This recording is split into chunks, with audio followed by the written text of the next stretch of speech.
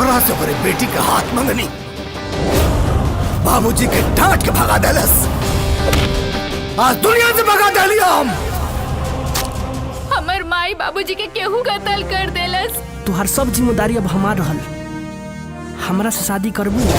जवाने बानी तू जवान बोला ऐसे कहिया ले हटबू। कितना लेबू तो पटबू, कितना लेबू तो पटबू।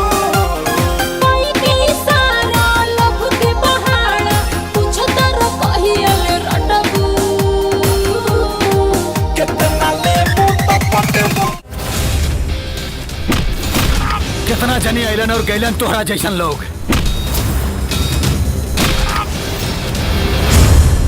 हमके तरह से प्यार हो गया था।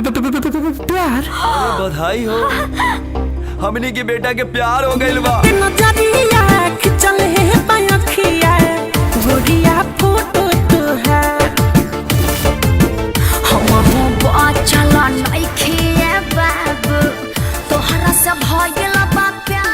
अरे काहू पुजारी के पीछे पड़ल बड़? मिलते नजरिया खिंचल है अखिया, गोरिया फोटो तो है।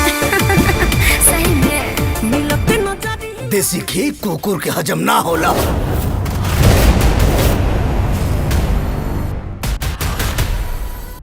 अरे ललन का कइला है तू? अरे सर हम तो खाली चुम्मा लेनी हाँ पलंग पर।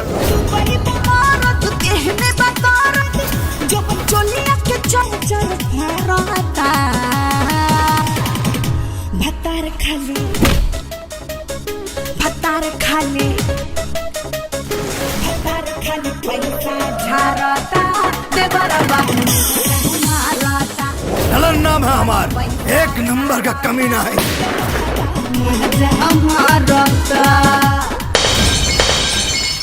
कमीना खानदान के आखिरी चिराग। जितना भकभकाए के बा भकभकाला। एक दिन ऐसन जगह फूकब ना कि फुका जाइबा।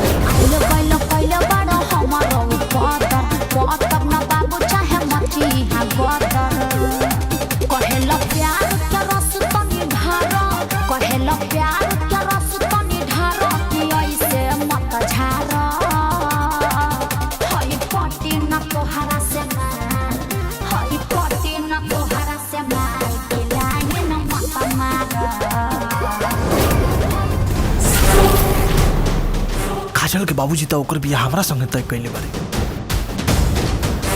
लेकिन ये कैसे हो सकता? काजल के बाबूजी तो हमरा संगे बियाह तय कइले बड़े।